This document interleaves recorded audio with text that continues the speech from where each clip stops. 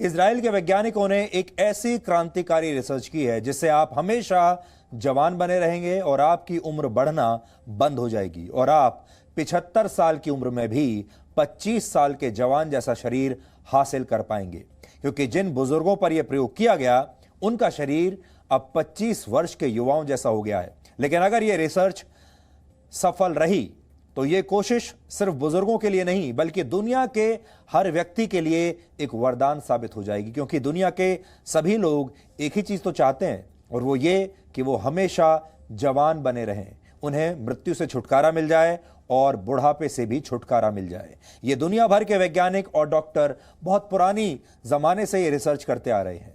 ये research Israel की तेल अवीव यूनिवर्सिटी और शमीर मेडिकल सेंटर के वैज्ञानिकों ने किया है और इस रिसर्च में 64 वर्ष से ज्यादा उम्र के 35 लोगों को शामिल किया गया। इनमें से किसी भी व्यक्ति को स्वास्थ्य संबंधी कोई गंभीर बीमारी नहीं थी। इन 35 लोगों को हफ्ते में 5 दिन 90 मिनट के लिए शुद्ध ऑक्सीजन दी जाती थी। इसके लिए इन बुजुर्गों को एक प्रेशराइज्ड चेंबर में भेजा जाता था और यह सिलसिला 3 महीने तक ऐसे ही चलता रहा। लेकिन जब इसके नतीजे आए तो इसने दुनिया भर के वैज्ञानिकों को हैरान कर दिया और आज आप भी हैरान हो जाएंगे। यह खबर बहुत बड़ी खबर है। शोधकर्ताओं ने यह दावा किया है कि इस प्रयोग के बाद न सिर्फ इन 35 बुजुर्गों की उम्र बढ़नी बंद हो गई, सोचिए उम्र बढ़नी बंद हो गई, जबकि स्वस्थ कोशिकाओं के स्तर पर इनके शरीर किसी 25 वर्ष के युवा के बराबर हो गए।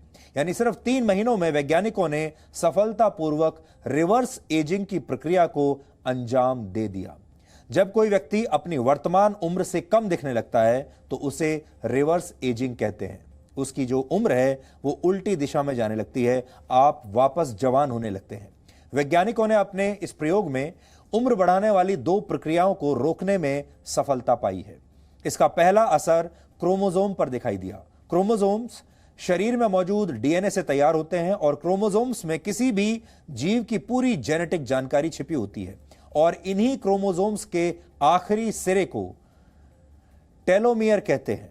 आसान भाषा में कहें तो टेलोमियर बिल्कुल आपकी गाड़ी में आगे और पीछे लगे बम्पर्स जैसे होते हैं। जैसे आपकी गाड़ी में बम्पर्स लगे होते हैं, बिल्कुल वैसे ही। और इनका काम कोई दुर्घटना होते समय या कोई टक्कर होते समय क्रोमोसोम्स को सुरक्षित रखना होता है। जैसे बम्पर्स आपकी गाड़ी को दुर्घटना के समय सुरक्षित रखते हैं, ऐसे ही ये क्रोमोसोम्स को सुरक्षित रखते हैं। क्रोमोसोम्स अपनी संख्या लगातार बढ़ाते रहते हैं और अपनी कॉपीज तैयार करते रहते हैं। इस दौरान पुराने और नए क्रोमोसोम्स को किसी भी दुर्घटना या टक्कर से बचाने का काम टेलोमियर करते हैं। लेकिन बार बार होने वाली इस टक्कर से टेलोमियर घिसने लगते हैं और लंबाई में छोटे होते चले जाते हैं। लेकिन जब ये लंबाई में बहुत छोटे हो जाते हैं तो फिर क्रोमोसोम्स अपनी प्रतियां यानी अपनी कॉपीज नहीं बना पाते और इसकी वजह से नई कोशिकाओं का निर्माण बंद हो जाता है और यहीं से बुढ़ापा शुरू होता है।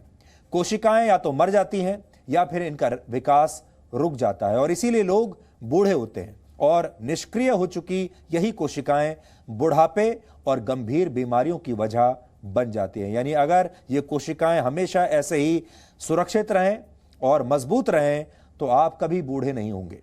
लेकिन वैज्ञानिकों ने अपने प्रयोग के जरिए न सिर्फ टेलोमेयर की लंबाई को कम होने से रोका बल्कि ऑक्सीजन थेरेपी की वजह से निष्क्रिय हो चुकी कोशिकाओं की संख्या भी घटने लगी। इससे शोध में शामिल बुजुर्गों की उम्र न सिर्फ रुक गई बल्कि नई और ताजा कोशिकाओं के जन्म लेने से उनका शरीर वैसा हो गया जैसा अक्सर युवा अवस्था में होता है। इस दौरान इन बुजुर्गों को लगातार 90 मिनट के लिए ऑक्सीजन नहीं दी जाती थी बल्कि बीच बीच में इस प्रक्रिया को रोक भी दिया जाता था। लेकिन शरीर में ऑक्सीजन की मात्रा बढ़ने और कम होने का परिणाम यह हुआ कि शरीर के अंदर शुरू हुए इस संघर्ष ने इन बुजुर्गों को फिर से जवान कर दिया। हालांकि वैज्ञानिकों ने आगाह किया है कि ऑक्सीजन थेरेपी के इस प्रयोग को लोग अपने घरों में न दोहराएं, क्योंकि इससे आपके शरीर को नुकसान भी हो सकता है।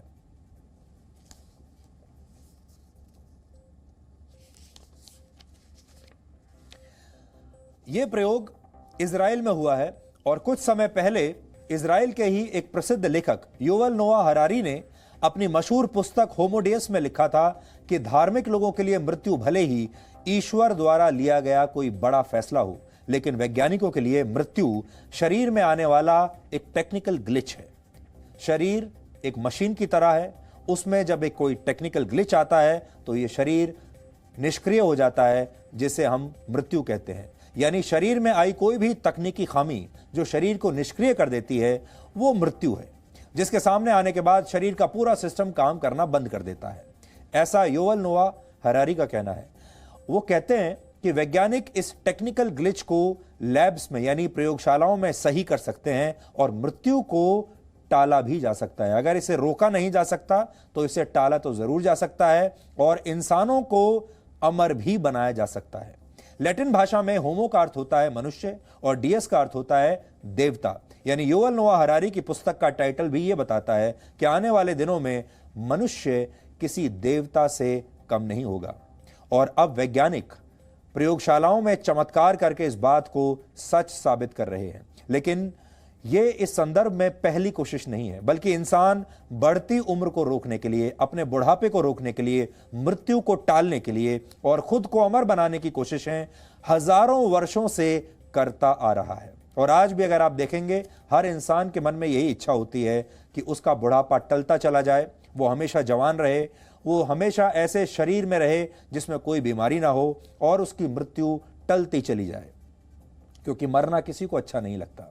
आयुर्वेद एक ऐसी ही चिकित्सा पद्धति है जिसका इतिहास 5000 वर्षों से भी ज्यादा पुराना है और आयुर्वेद में उम्र को रोकने के लिए जिस पद्धति का इस्तेमाल होता है उसे रसायन कहते हैं। उदाहरण के लिए जड़ी बूटियों से तैयार होने वाला च्यवन प्रकाश एक प्रकार का रसायन है। 5000 वर्ष पहले इजिप्ट के राजा गिलगमेश ने चीन की चिकित्सा पद्धति के आधार पर उम्र रोकने का एक पूरा कार्यक्रम तैयार किया था। हजारों वर्ष पहले ग्रीस में भी महिलाएं शहद और एक विशेष प्रकार के तेल के जरिए अपनी उम्र को बढ़ने से रोकती थी। करीब 2000 वर्ष पहले इजिप्ट में एक बहुत मशहूर रानी हुई थी जिनका नाम था क्लियोपैट्रा। क्लियोपैट्रा का नाम आपने सुना भी होगा, पढ़ा भी होगा और कहा जाता है कि वो बहुत खूबसूरत थी और अपनी सुंदरता को कायम रखने के लिए वो एक गधी के दूध का इस्तेमाल करती थी। आपको ये बात बहुत अजीब लग सकती है, लेकिन अब ये दूध एक बार फिर बाजारों में बिकने लगा है और ऐसे 1 लीटर दूध की कीमत 5 से 7 हजार रुपए प्रति लीटर के बीच होती है और सुंदर दिखने के लिए जो ब्यूटी प्रोडक्ट्स बनाए जाते हैं उनमें इसका बड़े पैमाने पर इस्तेमाल भी होता है। 7वीं शताब्दी में चीन की महारानी वू जेतियान अपनी त्वचा को जवान रखने के लिए एक विशेष प्रकार के पौधे से बनी एक औषधि का इस्तेमाल करती थी और इस पौधे को अंग्रेजी में मदरवॉर्ट प्लांट कहते हैं, जो आपकी स्क्रीन पर इस समय है। इजराइल के वैज्ञानिकों ने बहुत नियंत्रित माहौल में बुजुर्गों को शुद्ध ऑक्सीजन दी और यह प्रयोग सफल रहा। लेकिन अमेरिका के मशहूर गायक और डांसर, आपको याद होगा, आप सब जानते होंगे उनका नाम, माइकल जैक्सन, शायद इतने खुशकिस्मत नहीं थे।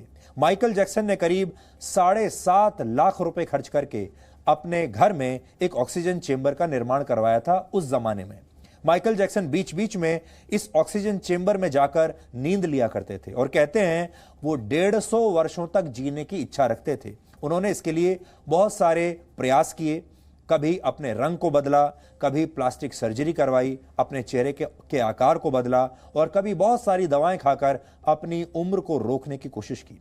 यहां तक कि यह भी दावा किया जाता है कि माइकल जैक्सन को अपने जीवन से इतना प्यार था, अपने शरीर से इतना प्यार था कि वो तब तक खाना नहीं खाते थे जब तक उनकी टीम के लोग उसे चख कर यह तय नहीं कर लेते थे कि इस खाने में जहर नहीं मिला है। लेकिन इन सब के बावजूद सिर्फ 50 वर्ष की उम्र में दिल का दौरा पड़ने से माइकल जैक्सन की मृत्यु हो गई थी। यानी वो तो अपनी मृत्यु को टालना चाहते थे, लेकिन उनकी मृत्यु समय से भी पहले ही आ गई।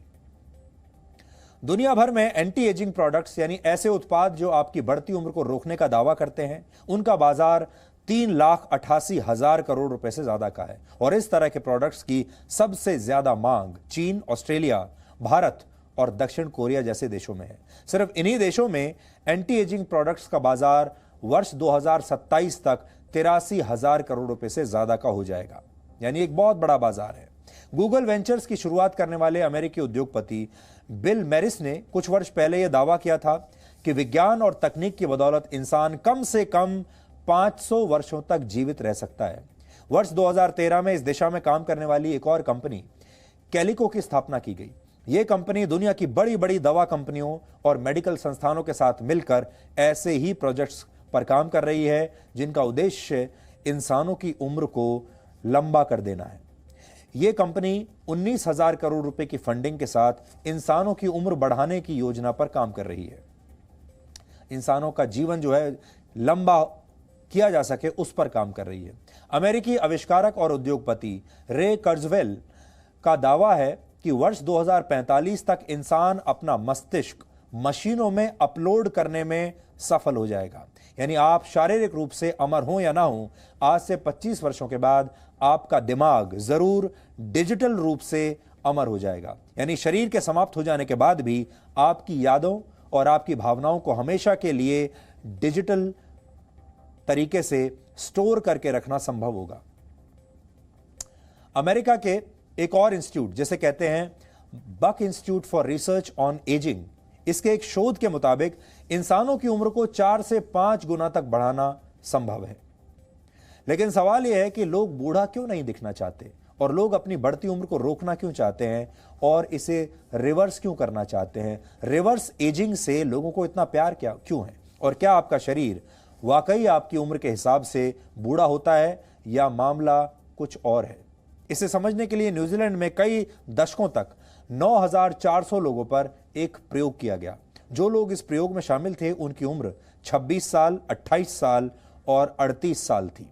इस रिसर्च के अंत में यह पाया गया कि कुछ लोगों की उम्र और शारीरिक स्वास्थ्य एक दूसरे के समानांतर चल रहा था, लेकिन कुछ लोग ऐसे थे जिनकी उम्र तो 28 वर्ष थी, लेकिन उनके शरीर के अंग किसी 60 वर्ष के बुजुर्ग जैसे हो चुके थे।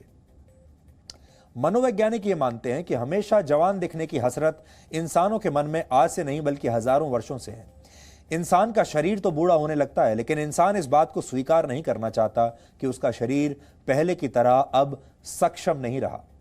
दूसरा भाव रिटायरमेंट का है। लोग कभी भी रिटायर नहीं होना चाहते, क्योंकि ऐसा करने पर वो सब कुछ खो जाता है जो आपने अब तक अर्जित किया है। लोग अपनी पहचान को पकड़कर जकड़ कर रखना चाहते हैं और पहचान खो देने का डर उन्हें यह मानने ही नहीं देता कि वो अब बूढ़े हो चुके हैं। खुद को फिर से जवान पाकर लोगों को कैसी खुशी का एहसास होता है, ये समझने के लिए हमने आज एक वीडियो को ढूंढ निकाला। इस वीडियो में एक मोबाइल फोन एप्लीकेशन की मदद से बुजुर्ग लोगों के चेहरे को युवा चेहरे से बदलने की कोशिश की गई। यानी ये ऐप बुजुर्ग लोगों को, बूढ़े लोगों को यह बताती है कि वो अगर 25 साल उनकी रिवर्स एजिंग कर दी जाए या वो अपनी जवानी में कैसे दिखते रहे होंगे। यानी इन बुजुर्गों को समय के जरिए पीछे ले जाया गया एक टाइम मशीन के जरिए और यह दिखाया गया कि वो पहले कैसे दिखते थे। ये बदलाव देखकर अपने चेहरे पर, इन लोगों के चेहरों पर जो भाव आए उसे आज आपको ध्यान से देखना चाहिए। देखिए, जब एक बूढ़े व्यक्ति को यह बताया जाता है कि वो आज से 25 साल पहले, 30 साल पहले कैसा दिखता था, उसका चेहरा कैसा था, और जब उसे उसके जवानी के दिन याद दिलाए जाते हैं उसके चेहरे के जरिए, तो उनके भाव कैसे होते हैं, आज आप इसे ध्यान से देखिए। लेकिन लंबी उम्र तक जीने के लिए आपको विज्ञान पर ही निर्भर रहने की आवश्यकता नहीं है। आप चाहें तो आज से ही अपने जीवन जीने का तरीका बदलकर इसकी शुरुआत कर सकते हैं। उदाहरण के लिए चीन में एक गांव है जिसका नाम है चेमियांग। इस गांव में ऐसे रहते हैं जिनकी उम्र 100 से भी ज्यादा है, 100 वर्षों से भी ज्यादा के हैं। यानी इन लोगों ने एक पूरी की पूरी सदी देखी है। इस दौरान ये लोग 2-2 बार वर्ल्ड वॉर के गवाह बने। इन्होंने कई महामारियों का सामना किया और अपने देश के गृह युद्ध भी देखे, लेकिन फिर भी इस गांव में सैकड़ों लोग लंबी उम्र पाने में सफल रहे। इसके पीछे जो वजह है वो आज आपको नोट कर लेनी चाहिए। सबसे बड़ी वजह तो यह है कि यहां की अर्थव्यवस्था अब भी खेती पर यानी कृषि पर आधारित है और आसपास उद्योग धंधे नहीं है। पर्यावरण साफ है और यहाँ के लोग 100 साल की उम्र में भी काम करते हैं। इससे इनकी शारीरिक कसरत लगातार होती रहती है, व्यायाम होता रहता है। इन लोगों का खान पान बहुत स्वस्थ है। यहाँ अच्छी मात्रा में फल और सब्जियां आसानी से उपलब्ध हैं और इस गांव की मिट्टी में जरूरी पोषक तत्व भी बहुत बड़ी मात्रा में है। इन सारे कारणों की वजह से यहाँ के लोगों को लंबी उम्र नसीब हुई है। मशहूर फिल्म डायरेक्टर ऋषिकेश मुखर्जी ने वर्ष 1971 में एक फिल्म का निर्देशन किया था जिसमें आनंद का किरदार निभा रहे राजेश खन्ना कहते हैं कि बाबू मोशाय, जिंदगी लंबी नहीं बड़ी होनी चाहिए, लेकिन ज्यादातर लोग अपने जीवन को बड़ा नहीं, सिर्फ लंबा बनाना चाहते हैं। मृत्यु शोक का विषय है या मृत्यु प्रसन्नता का विषय है, इंसानों को आज इसी अंतर को समझने की जरूरत है। विज्ञान मृत्यु पर विजय कब हासिल करेगा यह तो हम भी नहीं कह सकते, लेकिन आप चाहें तो आज ही मृत्यु के भय पर विजय हासिल कर सकते हैं। अगर आज हम में से किसी के सामने मृत्यु आकर खड़ी हो जाए तो क्या हम मृत्यु को खुशी खुशी स्वीकार कर पाएंगे? क्या हम खुद से ये कह सकते हैं कि हमने अब तक जो भी किया पूरी लगन से किया, पूरी तन्मयता से किया और हमारे परिश्रम को हमारी मृत्यु भी हमसे छीन नहीं सकती? ऐसा कहने वाले शायद इस दुनिया में बहुत ही कम लोग होंगे, और वो लोग अगर मृत्यु के सामने खड़े होंगे, मृत्यु का सामना कर रहे होंगे, तो उसे खुशी खुशी स्वीकार कर लेंगे, क्योंकि ज्यादातर लोग जीवन भर सिर्फ संचय करने में लगे रहते हैं।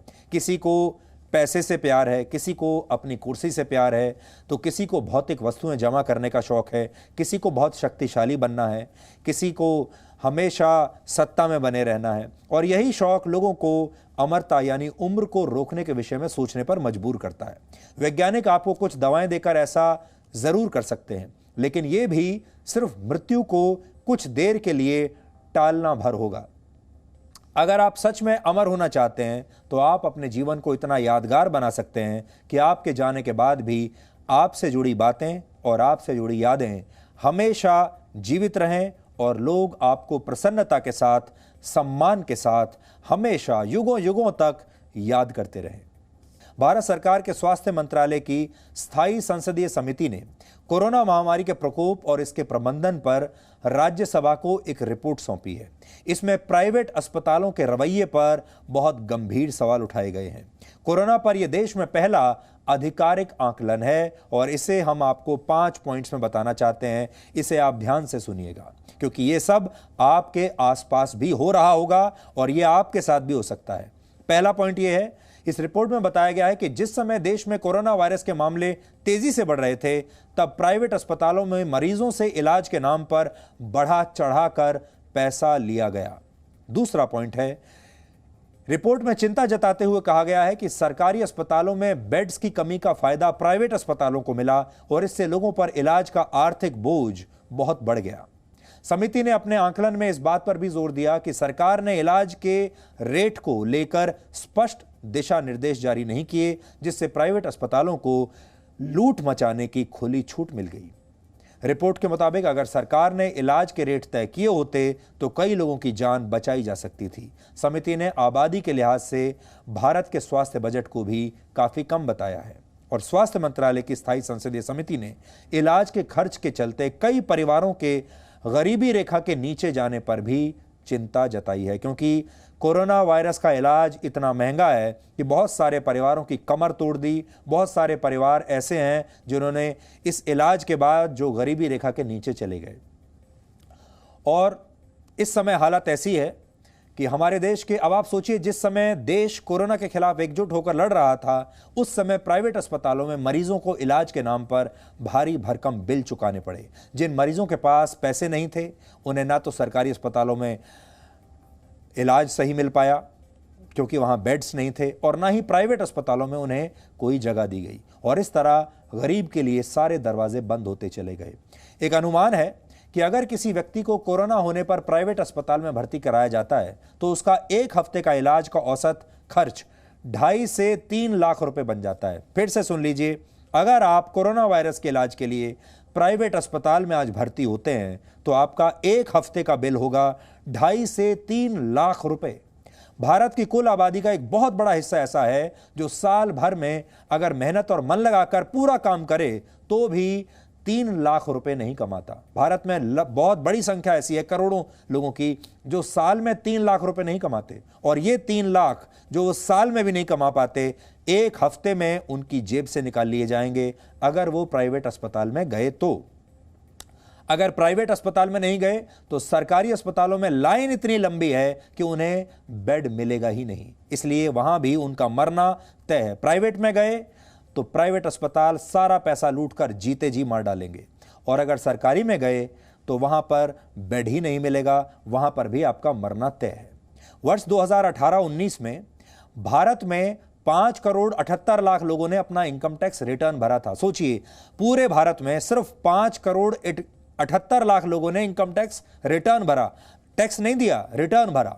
इनकम टैक्स विभाग की रिपोर्ट के मुताबिक 4,32,00,000 लोगों को ही सालाना इनकम टैक्स 5 लाख रुपए तक का है। यानी कोरोना का इलाज किसी व्यक्ति की साल भर की कमाई को खत्म कर सकता है, क्योंकि हमारे देश में अगर आप इनकम टैक्स के आधार पर चलें तो आप देख लीजिए 5 लाख रुपए तक का इनकम टैक्स जो है वो सिर्फ कितने कम लोग चुकाते हैं, इससे आपको पता चलेगा।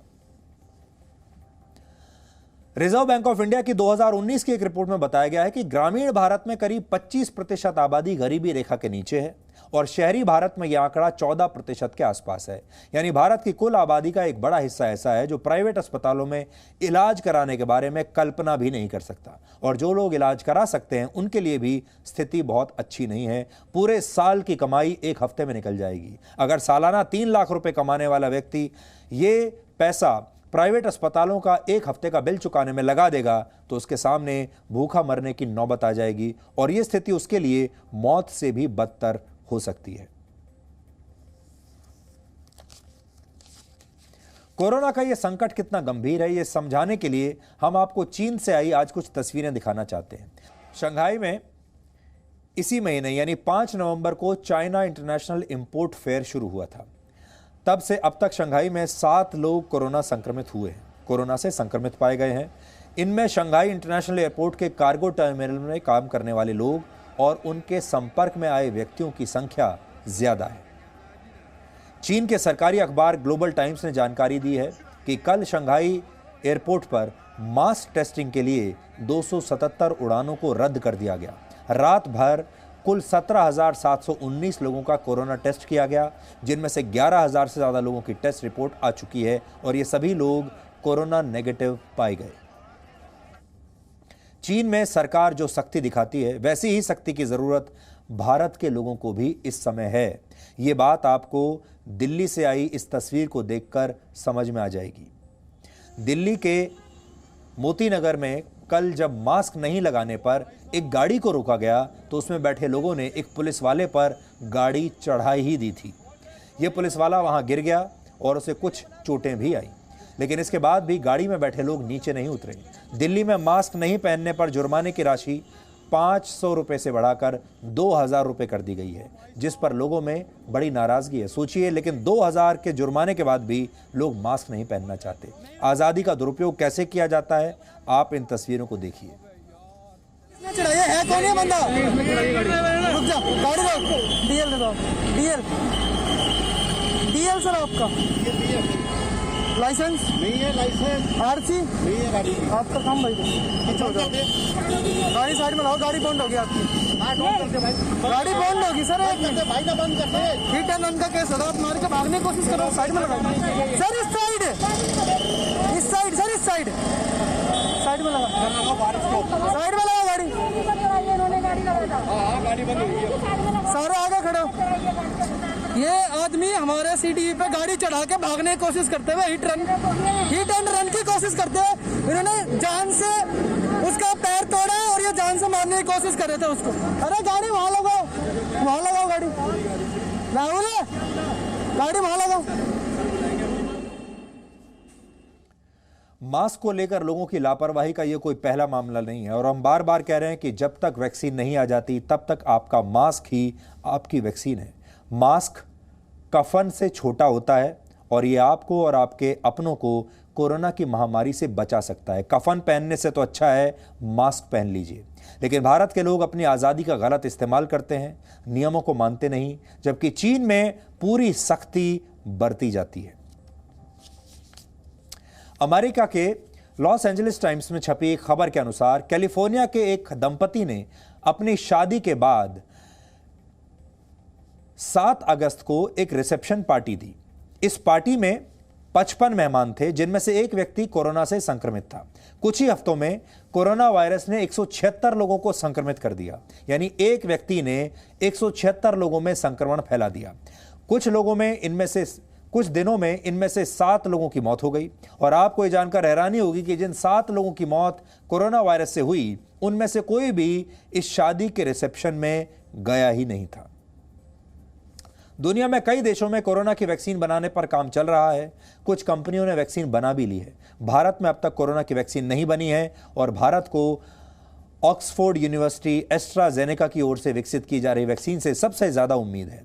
अमेरिका की फाइजर कंपनी ने दावा किया है कि उसकी वैक्सीन 95% तक प्रभावी है और एक और कंपनी मॉडर्ना ने भी दावा किया है कि उसकी कोरोना वैक्सीन 94.5% तक कारगर है। जिस रशिया में बनाई गई वैक्सीन स्पुतनिक वी का भी 92% का प्रभावी होने का दावा है और ऑक्सफोर्ड यूनिवर्सिटी की जो वैक्सीन है उसकी ओर से बनाई जा रही वैक्सीन के भी 90% कारगर होने का दावा किया गया है। लेकिन ये सब अभी आपको कुछ महीनों के बाद ही मिल पाएंगी अगर सब कुछ ठीक रहा तो। दुनिया भर के वैज्ञानिक इस समय उम्र को रोकने की कोशिश कर रहे हैं। आभासी दुनिया में आप खुद से भी ये काम कर सकते हैं और इस तकनीक का नाम है फिल्टर। इन्हें आप अपनी सेल्फी या दूसरी तस्वीरों पर इस्तेमाल करके अपनी उम्र अक्सर कम करते हैं और खुद को बाकियों से ज़्यादा सुंदर बनाकर दुनिया के सामने पेश करते हैं। आप में से बहुत सारे लोग जब अपनी सेल्फी लेते होंगे अपने मोबाइल फ़ोन पर या अपनी तस्वीरें लेते होंगे तो ज़्यादातर लोग उस पर फिल्टर का इस्तेमाल करते हैं ताकि आप सुंदर दिखें, आप जवान दिखें, बाकियों से ज़्यादा अच्छे लगें। हमारे समाज में सुंदरता को हमेशा ही श्रेष्ठता के भाव से देखा गया है। सुंदरता को समृद्धि, वैभव और ताकत का प्रतीक माना गया है। आज भी इसमें ज़्यादा बदलाव नहीं आया है। आज जिनके पास भी स्मार्टफोन हैं उन्होंने कभी ना कभी सेल्फी ज़रूर क्लिक की होगी, पर अब सुंदर होने से ज़्यादा सुंदर दिखने का कंपटीशन बढ़ गया है और स्मार्टफोन के सेल्फी वाले कैमरे इस कंपटीशन को बढ़ चढ़कर आपके सामने पेश कर रहे हैं, इस कंपटीशन को बढ़ा रहे हैं। दुनिया की सबसे बड़ी टेक्नोलॉजी कंपनीज में से एक गूगल की एक ग्लोबल स्टडी के अनुसार अच्छी सेल्फी के लिए भारत और अमेरिका में सबसे ज्यादा फिल्टर्स या एडिटिंग टूल्स का प्रयोग होता है। यानी मोबाइल फोन से अपनी तस्वीर क्लिक करने के बाद उसमें बदलाव करके उसे और सुंदर बनाने की कोशिश होती है। आपको गूगल की स्टडी की 5 बड़ी बातें पता होनी चाहिए। एंड्रॉयड फोन के फ्रंट कैमरा से 70% से ज्यादा तस्वीरें क्लिक की जाती हैं, यानी 70% तस्वीरें सेल्फी होती हैं। भारतीय महिलाएं अपनी तस्वीरों को ज्यादा सुंदर बनाने की कोशिश करती हैं और इसके लिए वो बहुत सारे ऐप्स का प्रयोग करती हैं। सेल्फी क्लिक करना और उसे शेयर करना भारतीय महिलाओं के जीवन का एक अहम हिस्सा है और ये उनके व्यवहार और घरेलू जिम्मेदारियों को प्रभावित करता है। सेल्फी का क्रेज आज के युवा, खास तौर पर लड़कियों और महिलाओं में ऐसा है कि वो जिस ड्रेस में एक बार अपनी सेल्फी ले लेती हैं उसे वो दोबारा इस्तेमाल नहीं करती। और कम से कम इतना तो है ही कि दोबारा अगर पहन भी ली वो ड्रेस तो फिर वो दोबारा उसमें फोटो नहीं खींचती और उसे अपलोड नहीं करती। और किसी स्मार्टफोन के कैमरा की क्वालिटी भारतीय यूजर्स के लिए बहुत महत्वपूर्ण होती है। उनके लिए नया स्मार्टफोन खरीदने का फैसला उसमें मौजूद कैमरा के मेगापिक्सल्स पर निर्भर करता है। ये स्टडी के नतीजे हैं, ये हम अपने मन से नहीं कह रहे हैं। इस स्टडी में ये सब कुछ सामने आया है। आपने देखा होगा आजकल स्मार्टफोन बनाने वाली कंपनियां ये मार्केटिंग करती हैं कि उनके स्मार्टफोन का सेल्फी कैमरा बहुत अच्छा है, वो अंधेरे में भी परफेक्ट सेल्फीज ले सकता है और बहुत सारे एंगल्स से आपकी सेल्फी ली जा सकती है। यानी हर मोबाइल फोन कंपनी के लिए सेल्फी कैमरा अब एक सेलिंग पॉइंट बन गया है और बहुत सारे भारतीय जब मोबाइल फ़ोन खरीदने के लिए जाते हैं तो सबसे पहले ये देखते हैं कि इस फ़ोन का कैमरा कैसा है और इसका सेल्फी कैमरा कैसा है।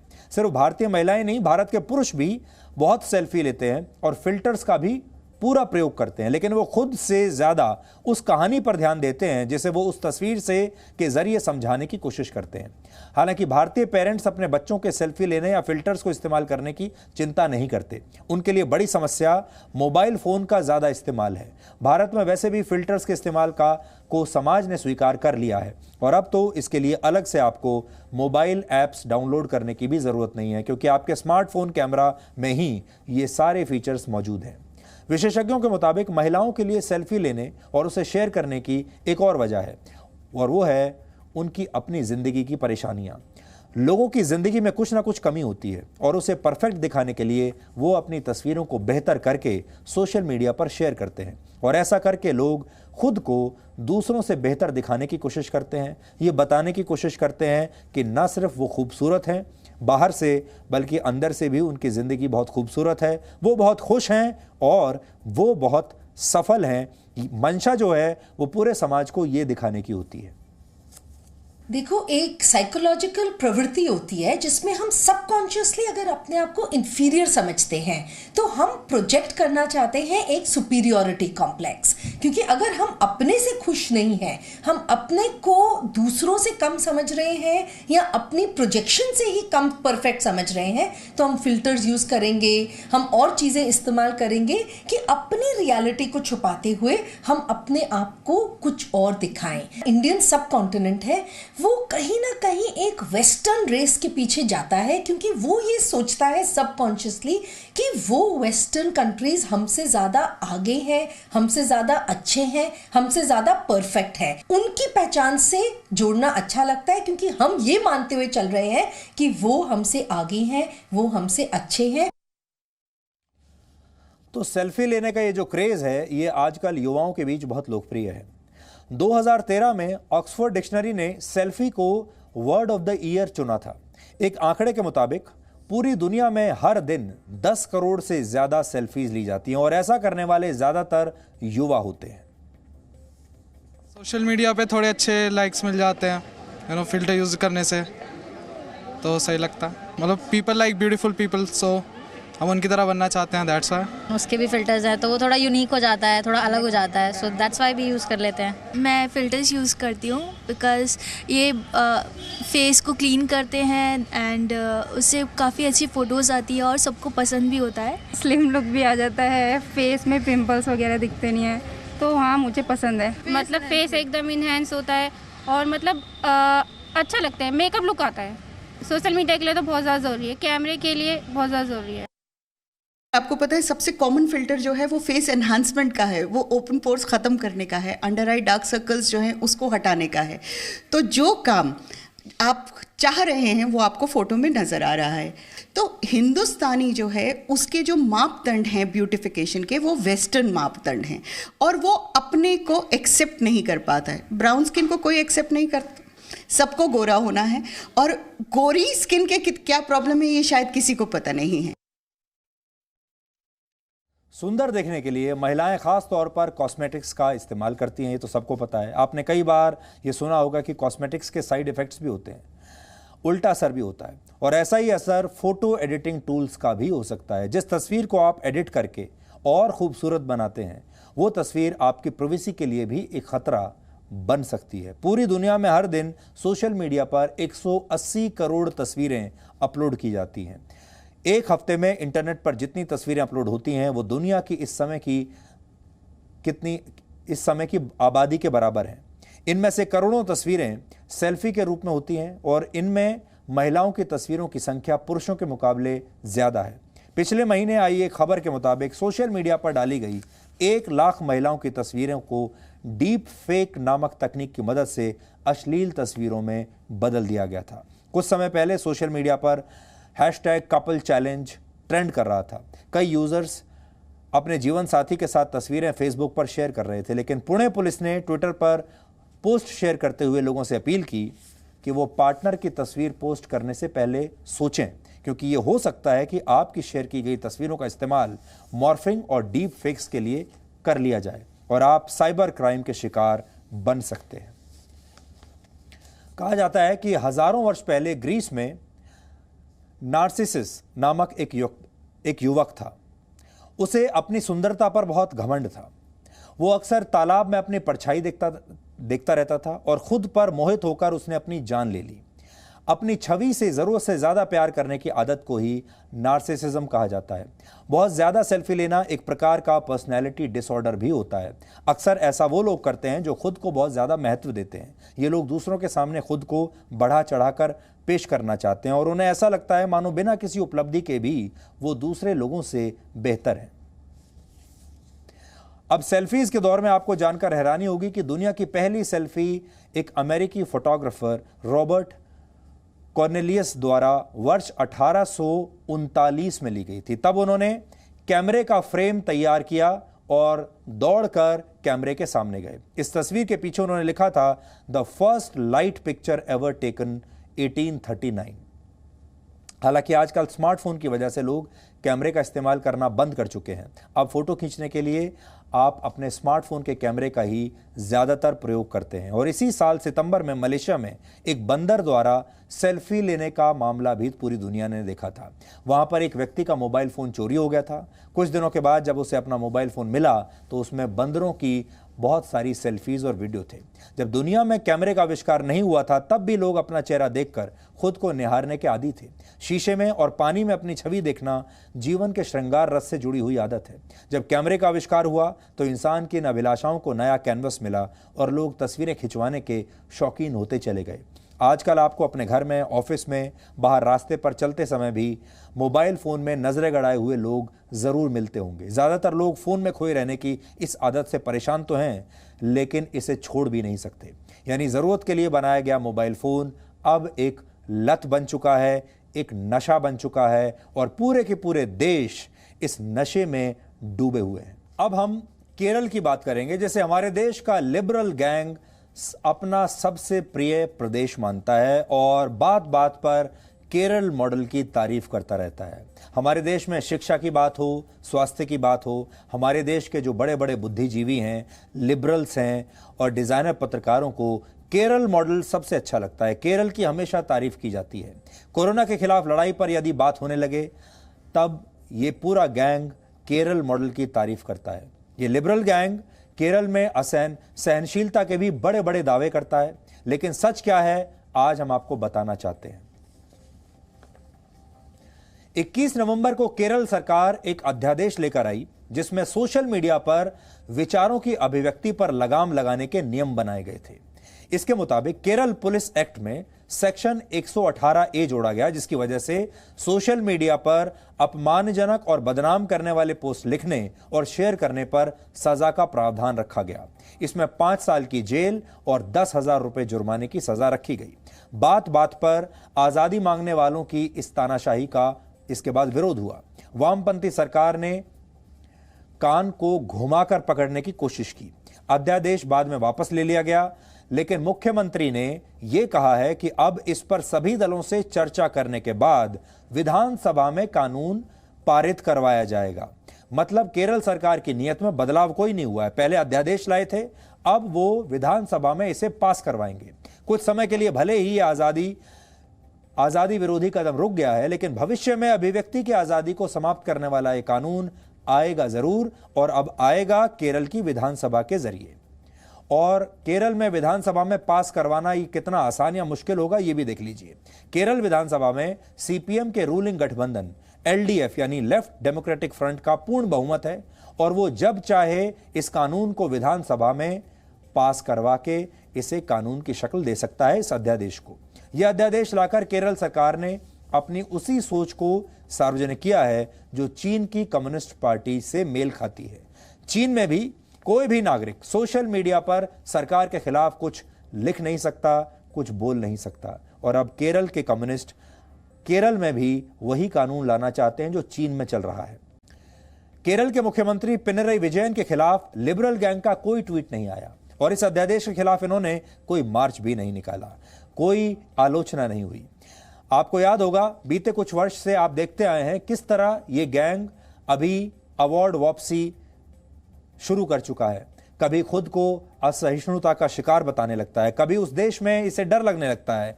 लेकिन केरल सरकार के इस अध्यादेश पर लिबरल गैंग बिल्कुल चुप रहा।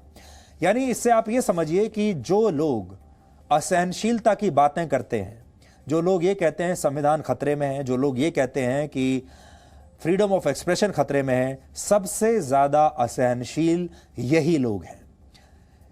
पूरे भारत में अगर आप सर्वे करके देखेंगे तो आपको यह समझ में आएगा असहनशीलता का मुद्दा उठाने वाले लोग ही सबसे ज्यादा असहनशील हैं और इनका गुस्सा और अवार्ड वापसी की बातें बहुत सिलेक्टिव होती हैं।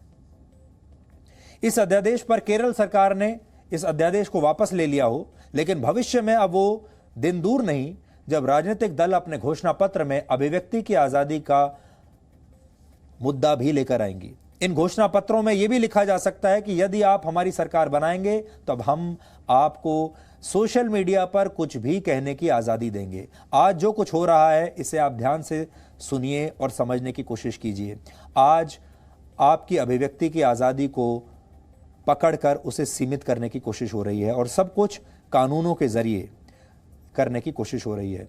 एक जमाना ऐसा आएगा, हो सकता है आज ना आए, लेकिन 5 साल या 10 साल के बाद पार्टियां इस मुद्दे को अपने मैनिफेस्टो में डालेंगी, घोषणा पत्र में डालेंगी, और 10 साल के बाद जब पार्टियां चुनाव लड़ेंगी तो आपसे ये कहेंगी कि आप हमारी पार्टी की सरकार ले आइए और हमारी सरकार आपको सोशल मीडिया पर अपनी मर्जी का ट्वीट करने की आज़ादी देगी, आपको सोशल मीडिया पर अपनी मर्जी का पोस्ट लिखने की आज़ादी देगी, आप सोशल मीडिया पर अपने जिस नेता को आप पसंद नहीं करते हैं उसकी आलोचना कर पाएंगे। ये सारी चीज़ें आपको मैनिफेस्टो में डाल कर दी जाएंगी और आप इन मुद्दों पर वोट डालेंगे।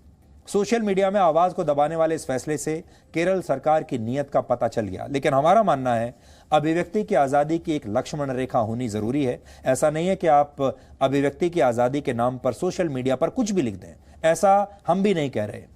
आप जब सोशल मीडिया पर कुछ लिखते या बोलते हैं तब अपने देश के खिलाफ कुछ ना लिखें और ना ही आपको कुछ बोलना चाहिए। ये आपको हमेशा ध्यान रखना चाहिए कि आप अपने देश के खिलाफ कुछ ना बोलें। आपको कोई नेता पसंद नहीं है, आप लिखिए। कोई सरकार पसंद नहीं है, आपको लिखिए, क्योंकि नेता देश नहीं है, सरकार देश नहीं है, लेकिन देश के बारे में कुछ ना बोलें। इस अध्यादेश की भाषा देखकर यही लगता है कि केरल सरकार चाहती है कि उसके काम की आलोचना ना की जाए, उसकी नीतियों को कसौटी पर ना कसा जाए। और अगर यह कानून बन गया तो केरल सरकार के खिलाफ लिखने से पहले लोगों की उंगलियां 1000 बार कांपेंगी और केरल सरकार लोगों को यही कहकर डराने की कोशिश कर रही है कि आप हमारे बारे में लिखने की जुर्रत ना कीजिएगा। केरल सरकार विचारों और खबरों को लेकर कितनी असहनशील है, इसे आप हमारे यानी जी न्यूज़ के अनुभव से समझ सकते हैं। आपको याद होगा इस साल की शुरुआत में हमने जम्मू कश्मीर में लैंड जिहाद की खबर दिखाई थी, लेकिन मई के महीने में हमारे खिलाफ गैर जमानती धाराओं में FIR दर्ज कर ली गई केरल में। हालांकि अब जम्मू कश्मीर हाईकोर्ट ने भी इस जमीन घोटाले की जांच CBI को सौंप दी है और हमारी जो खबर है वो बिल्कुल सही पाई गई। लेकिन केरल सरकार ने, आप सोचिए, खबर आई जम्मू से, क्योंकि ये लैंड जिहाद चल रहा था जम्मू में, और FIR दर्ज होती है केरल में, क्योंकि केरल की सरकार को यह अच्छा नहीं लगा कि हम ये सच्चाई देश के लोगों तक लाएं, और इसलिए वो इतनी असहनशील हो गई। सबसे बड़ी बात यह है कि केरल के जो समर्थक हैं वो JNU में भी बैठे हुए हैं, वो दूसरी विपक्षी दलों में भी बैठे हुए हैं, वो अपने आप को बड़ा बड़ा बुद्धिजीवी कहते हैं, लेकिन उन्हें केरल का ये असहनशीलता वाला रूप दिखाई नहीं दे रहा। केरल सरकार ने इस अध्यादेश को लाने का फैसला शायद तभी ले लिया था जब हमारे खिलाफ FIR दर्ज की गई थी, और तब हमने इस मुद्दे पर क्या कहा था, आज आपको एक बार फिर से सुनना चाहिए। जमीन जिहाद पर हमने आपको जो खबर दिखाई थी वो जम्मू से दिखाई थी, लेकिन इस मामले पर FIR दर्ज हुई केरल में। सोचिए कितना बड़ा विरोधाभास है। आपको भी खुद समझ में आ गया होगा कि खबर जम्मू से आई और FIR केरल में हुई। केरल में मेरे खिलाफ जो FIR दर्ज की गई उसमें आरोप है कि जी न्यूज़ ने 11 मार्च को जो कार्यक्रम दिखाया उससे देश के मुसलमानों की धार्मिक भावनाएं आहत हुई, और ये FIR IPC की धारा 295A के तहत दर्ज की गई है, जो नॉन बेलेबल है। लेकिन सवाल यह है कि जब भारत के संविधान का अनुच्छेद 19 सबको अभिव्यक्ति की आजादी देता है, सबको अपनी बात कहने का हक देता है, तो फिर जिहाद का जिक्र किसी की धार्मिक भावनाओं को आहत कैसे कर सकता है। IPC की इस धारा को उन पत्रकारों के खिलाफ नया राजनीतिक हथियार बनाया जा रहा है जो सच दिखाने की हिम्मत करते हैं। इस देश में ऐसे गिने चुने पत्रकार ही अब बचे हैं, लेकिन कई राज्यों की सरकारों को यह सच पसंद नहीं है। ये बात हमने इस साल 8 मई को आपके साथ शेयर की थी। 8 मई को हमने आपको ये बात बताई थी, और ये मई की बात है, और अब चल रहा है नवंबर, और आप देख लीजिए ये बात बिल्कुल सच साबित हो रही है।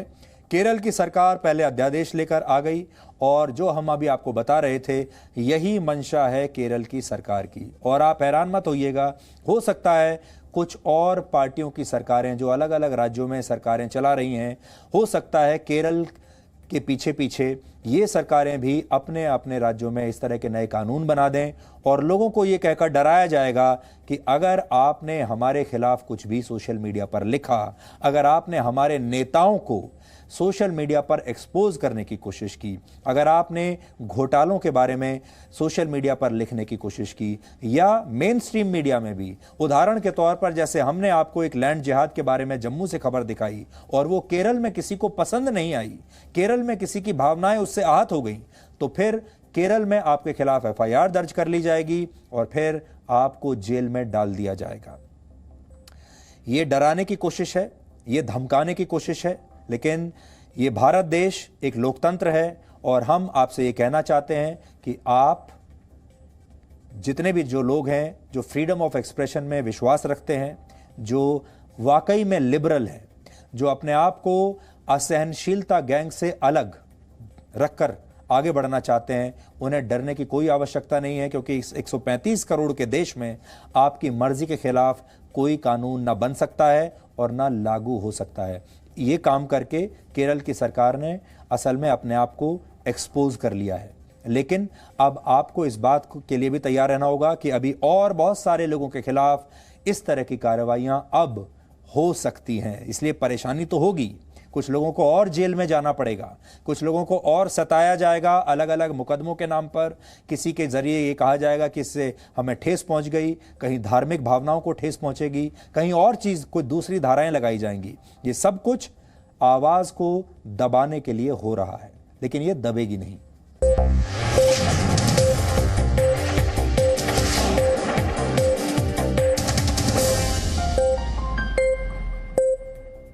Presenting V News app, available on Google Play and App Store. Download it now.